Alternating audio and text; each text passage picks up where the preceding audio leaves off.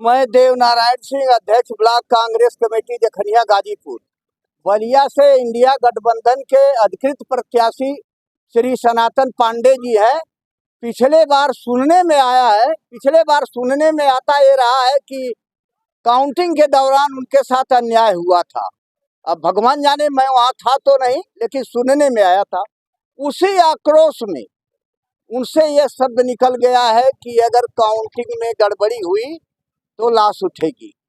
खैर, बोलने में थोड़ा अच्छा विचार रखना चाहिए, गलत शब्द किसी को भी नहीं बोलना चाहिए, लेकिन काउंटिंग में गड़बड़ी होने पर लाश उठेगी।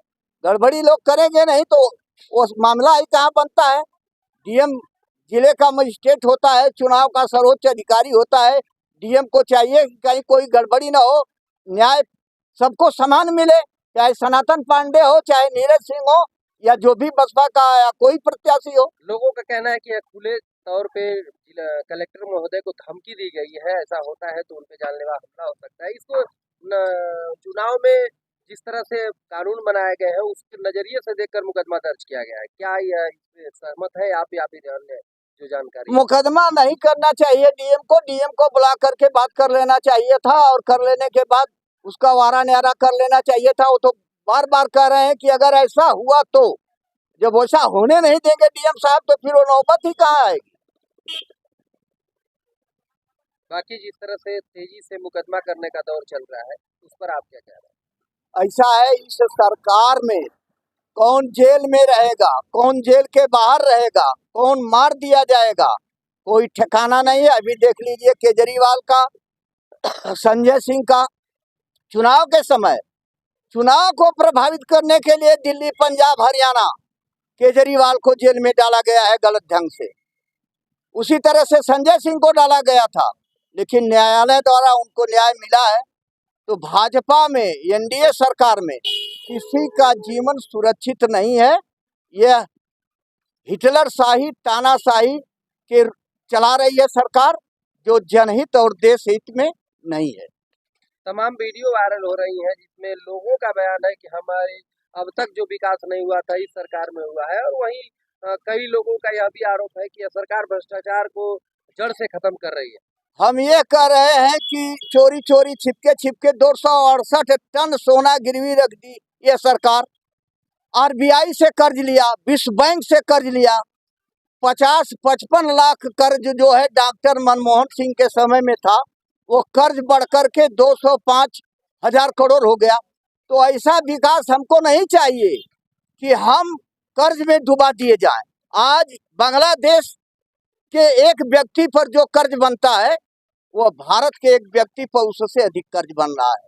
हम बांग्लादेश से भी पीछे हो गए। अब इधर सीना फुला रहे हैं लोग, बता रहे हैं कि हम 5 देशों में दुनिया में एक है। ये सरासर गलत है।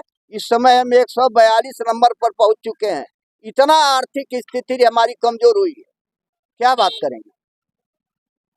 क्या इससे देश का विकास होगा या पतन? देखिए, जिस तरह से देश की संपत्ति बेची जा रही है, निजीकरण में डाली जा रही है, गिरवी रखी जा रही है, महंगाई, बेरोजगारी, भ्रष्टाचार पर कोई ध्यान नहीं दिया जा रहा है, यह इस सरकार के निकम्मेपन को दर्शाता है। यह सरकार जानी चाहिए।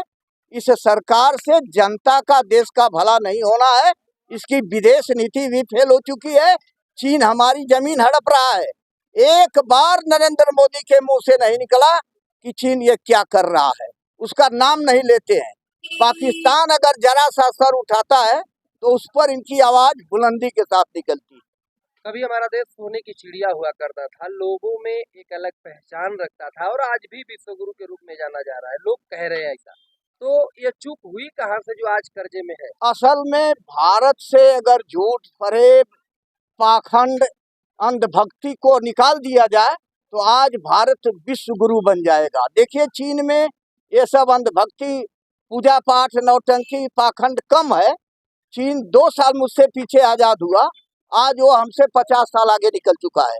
अब भारत में चाहे हिंदू हो, चाहे मुसलमान हो, चाहे सिख हो, चाहे ईसाई हो, ये पूरी तरह से ढोंग पाखंड में लोग डूबे हैं। अपना ज्यादा से ज्यादा समय इस पर बर्बाद कर रहे हैं। इसलिए भारत जो है विकास की गति में पिछड़ा हुआ है। लोगों को क्या संदेश देना चाहेंगे, क्योंकि अंतिम दौर चल रहा है, अपना प्रत्याशी लोगों को हम यही संदेश देना चाहते हैं कि देश हित जनहित में अपने कल किसानों, नौजवानों, मजदूरों, महिलाओं, अल्पसंख्यकों सबके कल्याण के लिए, हर एक के कल्याण के लिए इंडिया गठबंधन के उम्मीदवारों को भारी से भारी मतों से जिताएं। इसी में सबका भला है।